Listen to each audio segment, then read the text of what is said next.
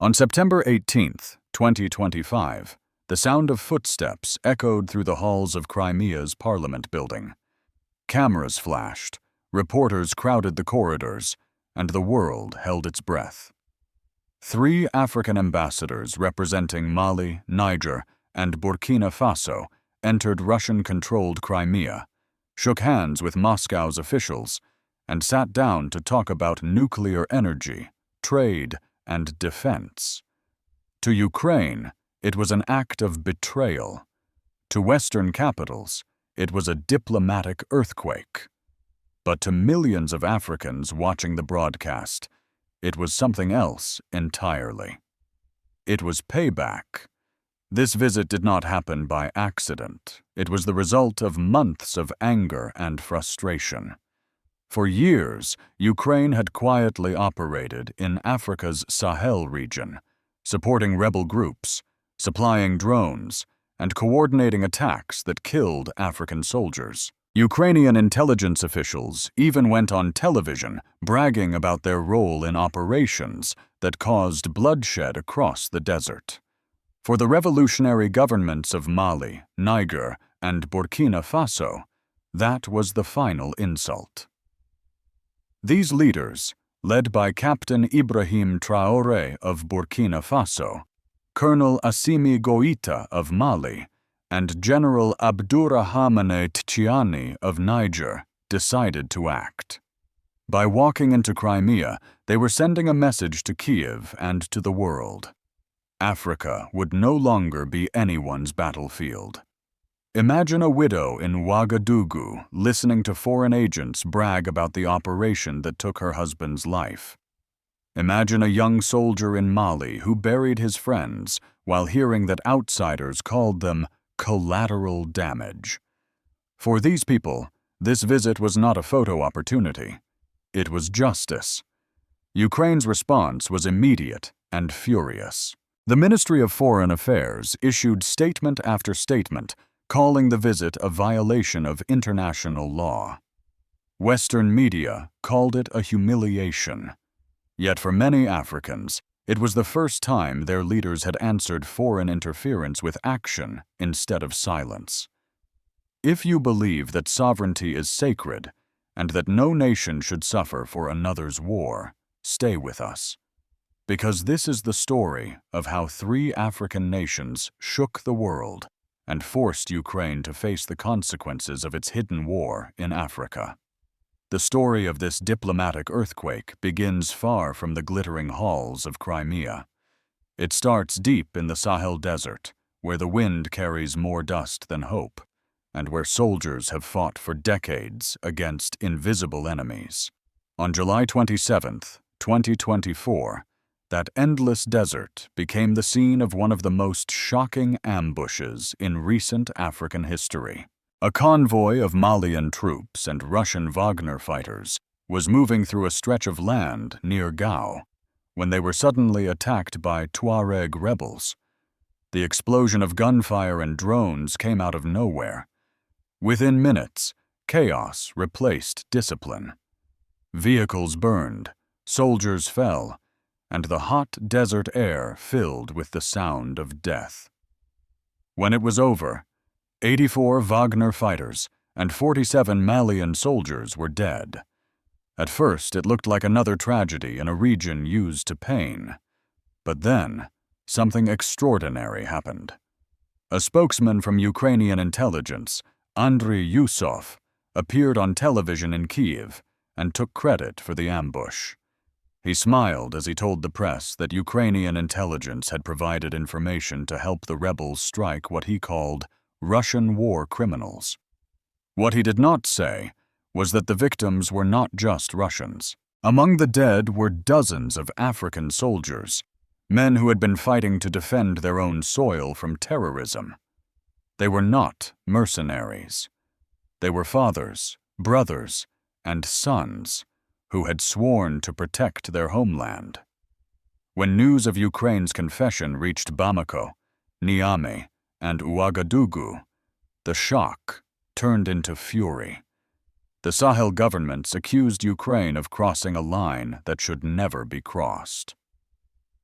They said that Ukraine had brought its war with Russia to African soil, using African lives as collateral damage. Officials in Mali called it state-sponsored terrorism.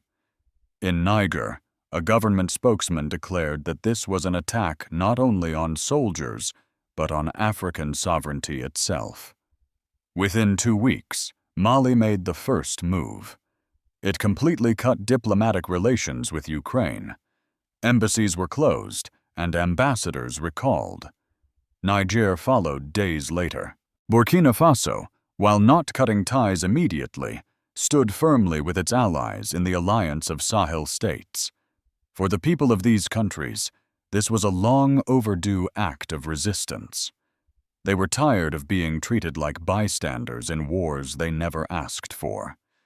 Western governments tried to calm the situation, saying that Ukraine's involvement was limited and defensive. But for the Sahel Alliance, there was no excuse. The statement from Andriy Yusov was proof enough. He had admitted, proudly and on camera, that Ukrainian intelligence had helped rebels who killed African soldiers. The damage was already done. Then came the silence. For months, relations between the Sahel and Ukraine froze. African newspapers demanded answers, but none came. Kyiv avoided the issue, focusing instead on its own war in Europe. Meanwhile, in Africa, resentment grew. People asked why the world that spoke so loudly about sovereignty and justice in Europe remained silent when African blood was spilled. By early 2025, the alliance of Mali, Niger, and Burkina Faso had begun to coordinate a collective foreign policy. They called themselves the Revolutionary Alliance of the Sahel States. Their mission was clear: defend African sovereignty against all foreign interference, whether it came from the West, the East, or anywhere in between. So when September arrived, and the 3 ambassadors boarded a plane to Crimea, it was not a coincidence. It was a calculated act of political defiance. They were not visiting Crimea just to talk about trade or energy. They were there to send a message. For 3 days, the ambassadors met with Russian officials. They discussed nuclear technology, agricultural cooperation, military training, and infrastructure projects. They visited universities, ports, and energy facilities. Cameras captured every handshake, every smile, and every speech. To the West, it looked like a betrayal. To the Sahel, it looked like redemption. By standing in Crimea, a territory Ukraine still claimed as its own, the African ambassadors were doing more than recognizing Russia's control. They were declaring that Africa would choose its partners freely, without fear, without approval, and without apology. Ukraine's reaction was immediate. The Ministry of Foreign Affairs condemned the visit as a violation of international law. Kyiv accused the African leaders of legitimizing aggression. Western capitals echoed those words. But across the Sahel, people saw it differently. In the streets of Bamako, men gathered around radios and nodded in approval. In Niamey, a teacher told his students that their leaders had finally found the courage to speak truth to power. In Ouagadougou, a group of women prayed for the diplomats who had dared to stand up for Africa. This was not just diplomacy. It was history in the making. For the first time in generations, Africa was not reacting to someone else's decisions. It was making its own. And as the world argued over the legality of the visit, one truth was impossible to ignore. The Sahel had drawn a line in the sand. It would no longer be a playground for foreign powers. It would be a battlefield for dignity. The question now was simple, but dangerous. Had the Sahel Alliance just sparked the beginning of a new world order? The images from Crimea spread across the world in just a few hours. 3 African ambassadors standing side by side with Russian officials, smiling for cameras, shaking hands in rooms decorated with Russian flags. The news flashed across every major network. For Ukraine, it was a humiliation that cut deep. For the Western world, it was a shock they did not see coming. And for millions of Africans, it was a moment of vindication. In Kyiv, the Ministry of Foreign Affairs reacted instantly.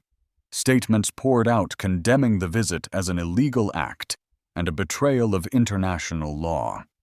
Ukrainian officials called it a propaganda stunt orchestrated by Moscow. They accused the Sahel nations of supporting occupation and warned of political consequences. But their anger could not hide the truth. Ukraine had lost its moral ground in Africa long before this visit. Inside Africa, the atmosphere was completely different. In Bamako, people poured into the streets, waving Malian flags. In Niamey, crowds gathered outside the parliament building, chanting words of support for the Sahel Alliance. In Ouagadougou, Ibrahim Traoré's speeches were replayed on television, his voice calm but firm, as he declared that Africa would no longer accept foreign interference in its destiny. Across the continent, radio hosts and commentators called it a historic moment. They said it was the day Africa stopped asking for respect and started demanding it. Newspapers in Mali and Niger published editorials titled "The Return of African Dignity." Online, videos of the ambassadors in Crimea went viral with captions like "Africa rises" and "Justice at last." For the people of the Sahel, this was not just about Russia or Ukraine. It was about a principle. If Ukraine could claim the right to defend its sovereignty, why could Africa not do the same? Why should any nation be told who it can or cannot speak to? Meanwhile, in the West, panic set in. French and American diplomats scrambled to contain the situation. Meetings were held behind closed doors in Brussels and Washington. Officials warned that the Sahel's alliance with Russia could destabilize Africa. But few asked why the Sahel states had made that choice in the first place. In Paris, the outrage was especially strong. The French media accused the Sahel governments of hypocrisy and betrayal. Yet the irony was hard to miss. France, which had ruled these countries as colonies for decades and still held influence through military and financial ties, was now lecturing them about independence. For the people of Mali, Niger, and Burkina Faso, those words sounded hollow. The ambassadors in Crimea continued their mission undeterred. They toured universities, energy plants, and defense facilities. They met with Russian engineers who promised to help build nuclear reactors that would bring electricity to the Sahel, where millions still lived without power. To the West, it was propaganda. To Africans watching from home, it was hope. The symbolism was powerful. 3 nations that had expelled Western troops were now walking confidently in a land considered forbidden by Western powers. Every handshake, every photograph, every televised meeting carried a clear message. The Sahel was free to choose its own path. Ukraine, unable to stop the momentum, grew more desperate. The government released a series of harsh statements warning the Sahel countries that they were siding with aggressors. But for many Africans, that word had lost its meaning. The real aggression, they said, was not in Crimea. It was in the decades of economic control, military presence, and political manipulation that kept Africa from standing on its own. In Moscow, Russian officials were jubilant. They praised the Sahel Alliance as heroes of sovereignty. Russian media called them the new architects of multipolar Africa. The Kremlin understood the power of this moment. By welcoming the Sahel states to Crimea, they had not only weakened Ukraine diplomatically, but also shattered the image of Western dominance in African affairs. Even China reacted quietly, but approvingly. Beijing's analysts noted that the event proved a new world order was emerging, one where developing nations were no longer afraid to defy Western pressure. In many ways, this was not just an African story. It was a global turning point.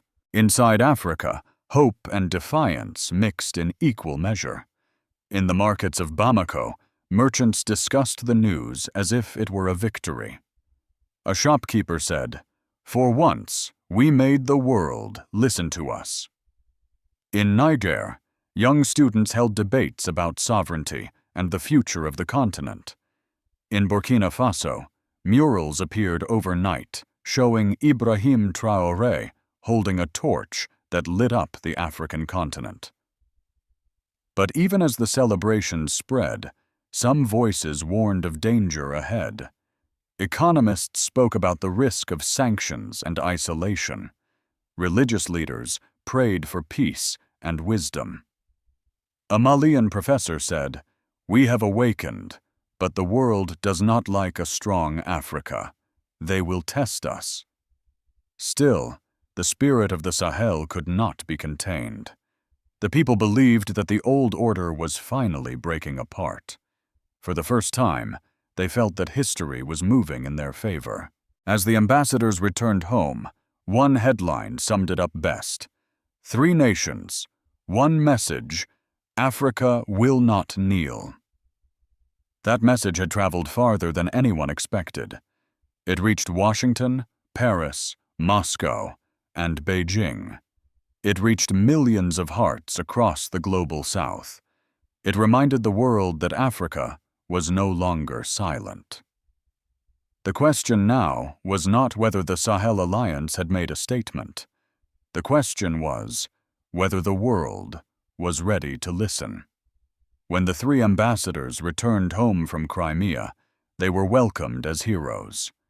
The airports in Bamako, Niamey, and Ouagadougou filled with crowds carrying flags and singing songs of pride. To the ordinary people of the Sahel, these men were not just diplomats. They were symbols of a new era. For the first time, African representatives had looked powerful nations in the eye and spoken with confidence instead of fear. Across the region, the impact was immediate. In Mali, Colonel Assimi Goïta's approval soared. The people saw him as a soldier who had not only defended his country with weapons, but also defended Africa's dignity with diplomacy. In Niger, General Abdourahmane Chiani addressed the nation, reminding citizens that their sovereignty was priceless. He said, "We are not against the world, but we will never again live on our knees." Those words echoed in every village and city. In Burkina Faso, Captain Ibrahim Traoré became more than a political leader. He became a symbol of pride for an entire generation. His picture hung in schools and homes beside the national flag. Mothers told their children stories of courage, and young students began to dream not of leaving their homeland for Europe, but of building it with their own hands. The alliance of the Sahel states, known as the AES, grew stronger than ever. What had begun as a regional defense pact now evolved into a full political and economic partnership. Committees were formed to coordinate food production, energy projects, and security operations. The alliance promised to reduce dependency on Western aid and create trade networks that connected African nations directly to each other. For many Africans, this was the beginning of something sacred. The idea that Africa could unite for its own survival was no longer a fantasy. It was becoming reality. In Bamako, markets buzzed with discussions about new opportunities. In Ouagadougou, radio stations broadcast daily updates about joint agricultural projects. In Niamey, University students debated the meaning of sovereignty and what it would take to protect it. But as the unity grew, so did the challenges. Western nations watched nervously. France and the European Union issued quiet warnings about the dangers of aligning too closely with Russia. Aid agencies hinted that funding for humanitarian programs could be reduced. American officials began to question future security cooperation. Inside the Sahel, those warnings only fueled determination. Officials declared that Africa would no longer accept help that came with political conditions. "If aid demands our silence," one Burkinabe minister said on national television, "then it is not help, it is control." The governments of Mali, Niger, and Burkina Faso responded by diversifying their partnerships. They signed trade agreements with China, Turkey, and India. They invited Russian engineers to help build nuclear power facilities and roads. For the first time, the Sahel was building infrastructure not designed in Paris or Washington, but in Africa itself. In the villages, hope returned slowly but visibly. Fishermen on the Niger River spoke proudly of new cooperatives that no longer relied on foreign middlemen. Farmers in Burkina Faso began using new irrigation pumps made by local companies instead of expensive imports. Small victories added up, creating a sense that the future was finally in African hands. At the same time, opposition voices warned of danger. Economists feared that breaking away from Western partners could isolate the Sahel from global markets. Teachers worried about the loss of scholarships for students studying abroad. Traders feared sanctions that might block imports. But even among critics, there was a cautious respect for the courage of the new leadership. In churches and mosques, prayers were offered for wisdom and peace. Religious leaders asked citizens to remain patient, to believe that freedom always comes at a cost. A pastor in Ouagadougou said during his sermon, "The path to dignity is never smooth, but it is the only path worth walking." Throughout 2025, the Sahel's transformation became one of the most discussed stories in Africa. News networks across the continent debated whether this revolution would succeed or fail. Some called it dangerous, others called it destiny. By the end of the year, one thing was clear. The alliance had changed the balance of power. Africa was no longer waiting for permission to act. It was acting on its own terms. In the capitals of Europe and North America, policymakers began to realize that the Sahel was no longer a place to dictate to. It was now a partner that demanded respect. But inside the Sahel, people spoke more quietly. They knew that change was fragile. They understood that independence is not a destination, but a daily fight. Still, in their voices, there was pride. A farmer in Mali summed it up best when he said, "For the first time in my life, I feel that my children will grow up in a country that answers to no one." Yet as the Sahel strengthened its independence, the world outside was preparing its response. Would the international powers allow this new African unity to stand, or were darker days waiting on the horizon? Beyond Africa, the shockwaves from the Sahel's bold move rippled through every major capital on Earth. In Washington, analysts gathered for emergency meetings, struggling to understand how three nations long seen as aid-dependent had suddenly become the most defiant voices on the global stage. Officials called it a troubling alignment and worried that it could weaken Western influence across Africa. In Paris, the reaction was sharper. France had always viewed Mali, Niger, and Burkina Faso as part of its historical sphere of influence. Now, those same countries were openly partnering with Moscow. French newspapers described the visit to Crimea as a betrayal, while politicians warned of the collapse of French diplomacy in Africa. But for many Africans watching from afar, those words sounded like echoes from a fading empire. In Moscow, the mood was triumphant.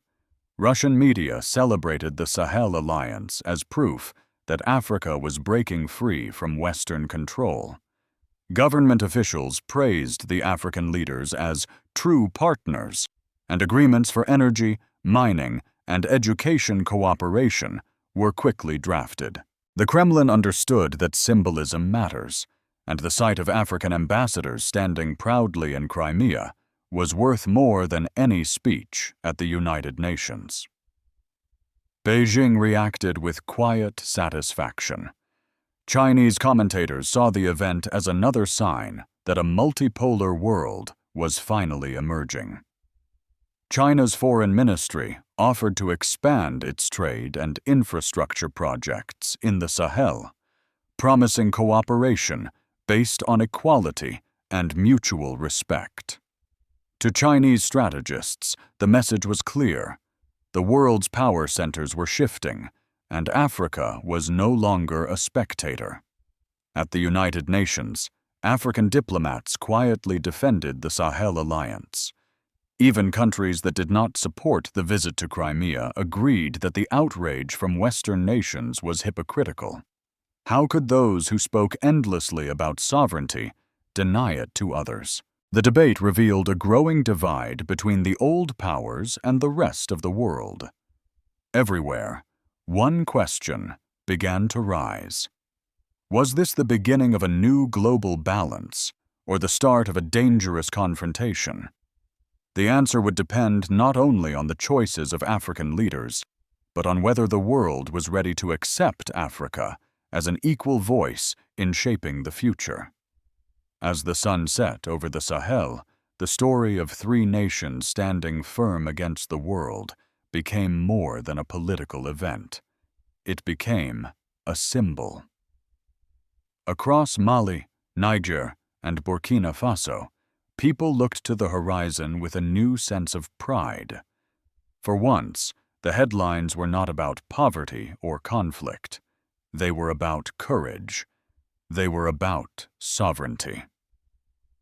In the markets of Bamako, merchants spoke with quiet confidence. "They thought we would always obey," one said, smiling.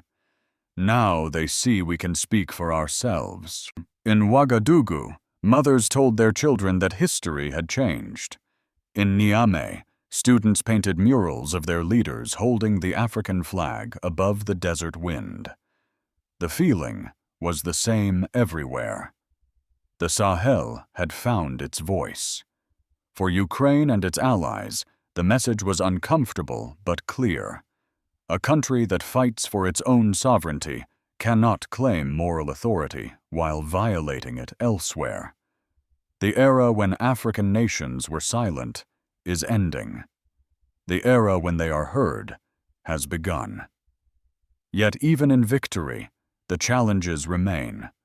The Sahel faces droughts, poverty, and threats from extremist groups. Economic sanctions could still come, and political pressure will not stop. But for millions of people, the decision to stand tall was worth every risk. For the first time in generations, they felt that their destiny was no longer written in foreign capitals, but in their own soil. The moment may have started with diplomats in Crimea, but its meaning goes far beyond one visit. It represents a new chapter in the long struggle for dignity and independence. Africa is no longer a shadow in global affairs. It is becoming the light that demands to be seen. So now the question belongs to you.